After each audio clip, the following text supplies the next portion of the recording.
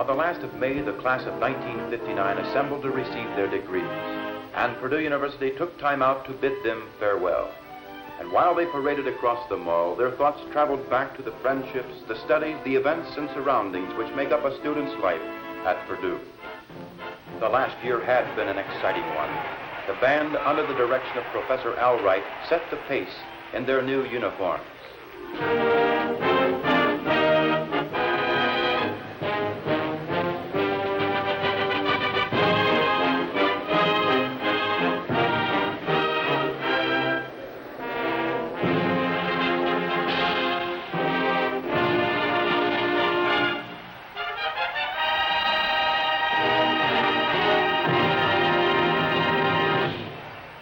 There was a chance to share the Big Ten football title if Purdue could win the crucial Ohio State football game. Late in the third quarter, trailing 14-0, the Boilermakers get their offense rolling. The ball is on the Ohio State 19-yard line. Bob Jarvis slams for 6 yards to the Ohio State 13. On the next play, Jarvis moves the ball to the 2-yard line.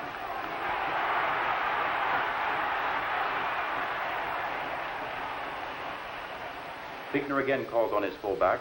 Jarvis responds with a slashing 2-yard run for Purdue's first touchdown. The try for a point is no good. The score remains Ohio State 14, Purdue 6. Late in the fourth quarter, with the ball on Ohio State's 35-yard line, Fichtner fakes to Polbacki, passes to Frankhauser, who moves the ball to the 10, where he is knocked out of bounds. Purdue's ball, 1st and 10 on the Ohio State 10. Fichtner rolls to his right. He can't find a receiver, decides to run, and picks up 3 yards. Second down, goal to go on the Ohio State 7. Fichtner fakes to fullback Bob Jarvis, then completes a short pass to left end Richard Brooks for a touchdown. On the point after touchdown try, Fichtner laterals to right halfback Clyde Washington, who passes to left end Richard Brooks for 2 points that tie the score at a final 14-14. After the game, it's back to work. The Purdue University General Library is located in the new Memorial Center, which was opened during 1958. Just inside the library entrance is a reading lounge which leads into the heart of the modern Purdue library system and its 500,000 volumes. The main libraries are located in the center of the building and occupy parts of the first, second, and third floors of Memorial Center. Students have free access to all books except the ones placed in a special reserved book room. Tables and chairs are grouped informally near the books. In the book stall is an attractively displayed collection of new books selected especially for their appeal to undergraduate students. Paperback books are included. Telephone inquiries may be answered directly from the catalog files. Special reading rooms have equipment for viewing published material from microfilm. Small soundproof rooms provide a place where students can talk and smoke while they study. Rooms are available for those who want to hear classical music and historical records. 70 small study rooms provide an escape from outside distractions and convenient access to library materials for staff members and others doing research. The Memorial Center also houses Purdue's audiovisual facilities, considered to be among the finest in the nation. Anyone who wishes may check out films from the film library and watch them in the nearby viewing rooms. Taped modern language recordings and lectures are also available. Persons unable to operate the machines are given help in learning to run them. Students can take notes as they study educational films in one of the available screening rooms. Listening and recording rooms equipped with tape recorders are also available. Interested persons may inspect and learn to run a variety of audiovisual devices kept on display. A pioneer in educational film production, Professor Justice Rising demonstrates photographic techniques to students in a special workshop room. The workshop includes a large visual preparations area and several photographic dark rooms. The Agricultural Visual Aids Division prepares charts, models, and slides for extension work and agricultural exhibits. This section is equipped to build almost anything in the way of graphics.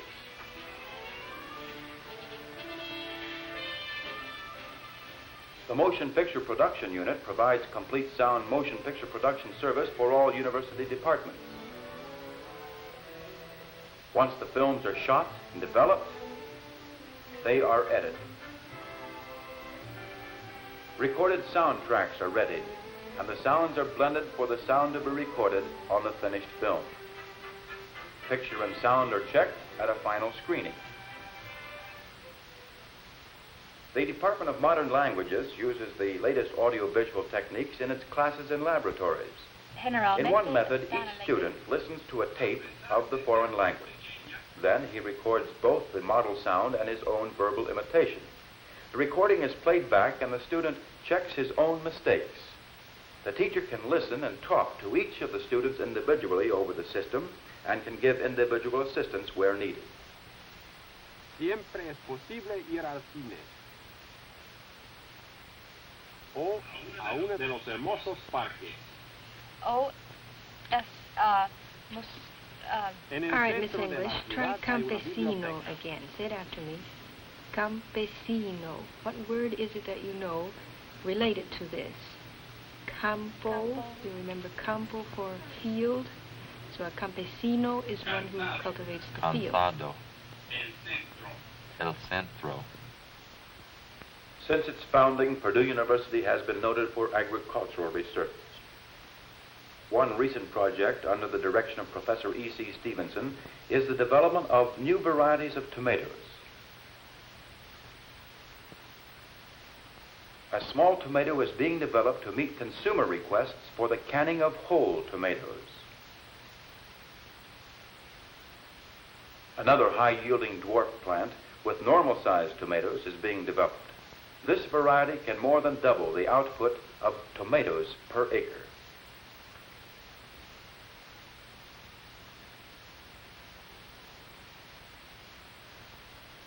The important link between the research teams and Indiana farmers and industry is the Purdue University Agricultural Extension Service.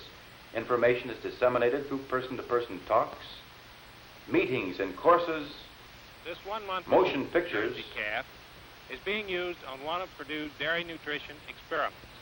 television, A number of starter rations are being tried to determine which are the most effective for calves of this age. I'd like to tell you folks about radio and literature. Here at Purdue University.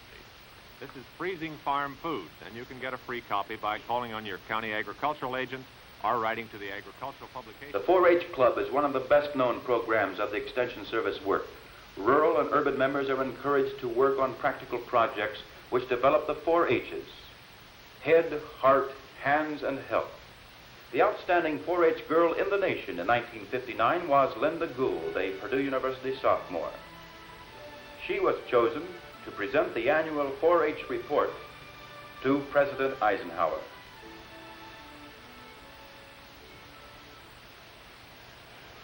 The Boilermakers All-Senior Basketball team completed another highly successful season when they finished in a tie for second place in the Big Ten. Here we see them winning a 67-55 victory over Minnesota while winding up the home season. They also defeated Michigan State, the season's eventual Big Ten champion.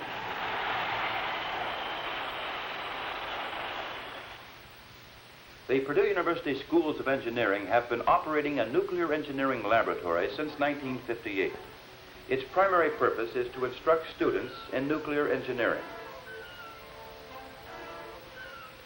It is also open to all schools and departments as a teaching facility. Instruction begins in the instrumentation lab, where detection and measurement of radioactivity are learned.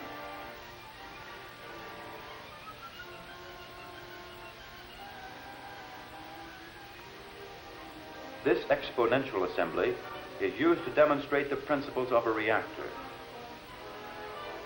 With this equipment, fissions and chain reactions take place in a controlled manner.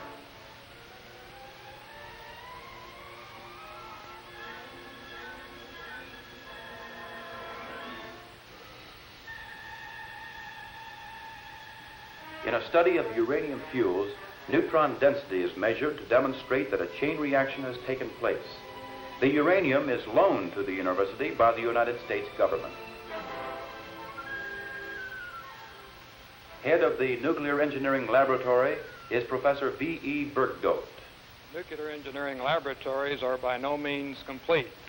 2 heat transfer facilities and a nuclear research reactor are being acquired to provide ample research opportunities for both staff and graduate students. Purdue University's new 750-room life science building provides modern facilities for teaching and exploring the sciences of life. An aluminum and walnut mural in the main lobby symbolizes scientific interest in living things and the interrelated specialties needed to solve the mysteries of life. In the Department of Botany and Plant Pathology, physiologists, geneticists, and plant disease specialists work together in probing the unknown secrets of plant life. One phase of their work deals with tiny microscopic worms called nematodes, which live as plant parasites. About 100 species of these worms attack the roots of crops, such as vegetables, tomatoes, corn, melons, and fruit trees, killing seedlings and reducing plant yields. Purdue University scientists are seeking to learn how nematodes migrate, how they resist climatic extremes, which plants each species of nematodes may attack, the extent of damage which can be expected, and how effective natural enemies and chemical controls are in reducing them. Experiments like this are typical of work being done in the new life science building.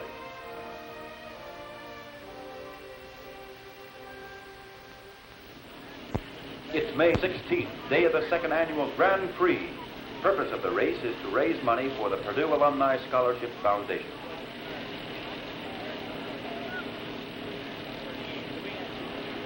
President Hovey, official starter of the race, drops the green flag. At the signal, drivers run to their cars and they're off. Edwards built the cars using 2-horsepower gasoline lawnmower engines. The half-mile track starts in front of the executive building, circles the mall, and returns to the starting point.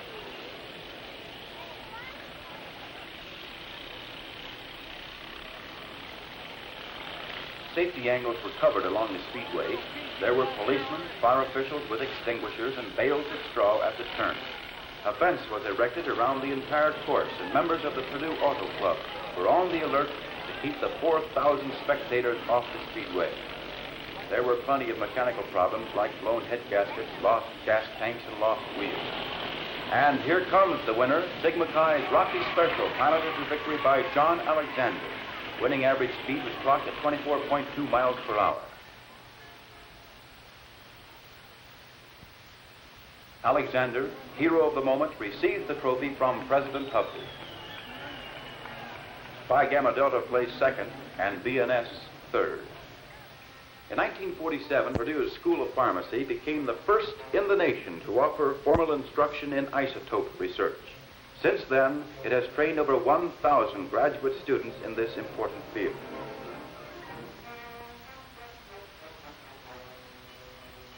A new department of bionucleonics, organized for both instructional and research purposes, is headed by John Christian, BS 39, PhD 44. Dilution, on the other hand, is applicable to submicron. One of the projects sponsored by the department is a study of aspirin. A rat is put in a metabolism chamber after he has been given radioactive aspirin. An old and much used drug, aspirin is still largely a mystery to medical science. By tracing the radioactive aspirin through small animals, it can be discovered where the drug goes in the body and how it breaks down chemically. Even the waste products from the animal are analyzed with instruments like this isotope detector. This research is expected to help in designing new and better drugs for humans. This instrument, developed at Purdue, is called a whole-body liquid scintillation counter.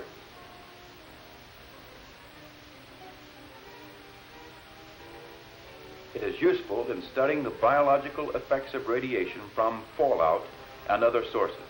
The total radiation from a live animal may be measured by this instrument without injury to the animal. These experiments will determine the rate of absorption of radioactive ions in the animal's body. Future equipment will be designed for similar experiments on humans. Purdue's work in this field is of great importance to our national health.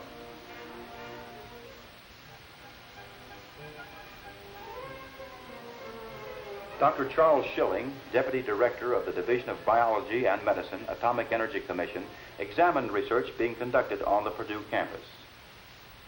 I'm particularly interested in visiting Purdue and seeing the excellent work that's being done here in radiation biology, both in research and in training and educational activity. Building number 2, erected in 1873, was the second building at Purdue University. A campus landmark, Building 2 had been used by the members of 85 graduating classes. Most recently, it had been occupied by the Department of Child Development and Family Life, the Department of Art and Design, and by the nursery school. Before that, it had housed the young schools of science, mechanical engineering, pharmacy, and the Department of Chemistry and Physics. But age had taken its toll, and in May, the lights went out forever. A familiar landmark comes down to make room for necessary changes at an expanding university. As new buildings, like this School of Veterinary Science and Medicine, grow towards completion, a great deal of remodeling is needed and takes place in older buildings. Early in 1959, remodeled offices of the Alumni Association and the Alumni Scholarship Foundation were opened to the hundreds of alumni and friends who returned for Gala Week.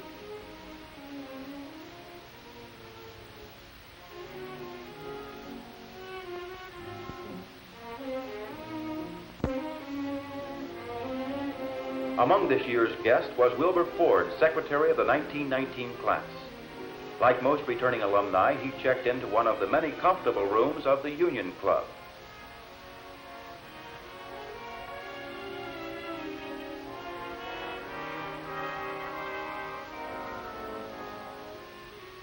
A special 1919 class headquarters room was made available in the Union.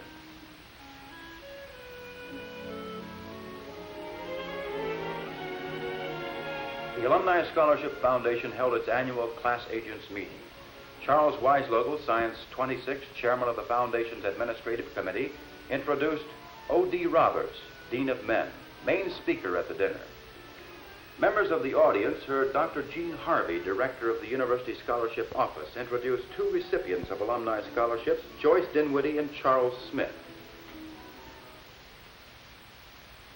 If it hadn't been for my scholarship, I would not have been able to take advantage of the many opportunities available at Purdue. I know that some students wouldn't be here at all if it weren't for the help which they have received from the Foundation. In a few weeks, I will be graduating from Purdue. One of the things my wife and I are definitely looking forward to is giving our support to the Purdue Alumni Scholarship Fund.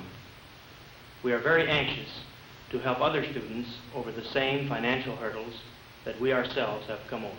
Thank you. The enlarged and popular sweet shop in the Union basement can barely hold the crowds who come for a coffee break or a snack. Frank Fox has been its manager since the sweet shop was started 34 years ago. He retires at the end of the 1959 spring semester. Fox takes a coffee break with Miss Hannah Walt, E.B. Baugh, and new sweet shop manager Maury Erickson, Agriculture 40. This is a wonderful opportunity to say hello to you nice people all over the world and for thanking you for helping make this 35 years short and pleasant. And I do hope that you'll continue coming on ahead back to the campus and enjoying yourselves here in the Memorial Union building. At President's Review in the spring, outstanding Purdue University cadets received recognition for their performance by President Hovde and others. Among the awards this year was the Kincheloe Award, given to honor the memory of Air Force Captain Ivan Kincheloe, Purdue class of 1949. Captain Kincheloe probably would have been the first American in space had he survived the crash of his jet plane. Captain Kincheloe's mother presents the first annual award to Purdue Air Force Cadet Colonel David Keebler of Battleground, Indiana. The award is a scale model of the X-15 rocket plane that was to have carried Captain Kincheloe into space.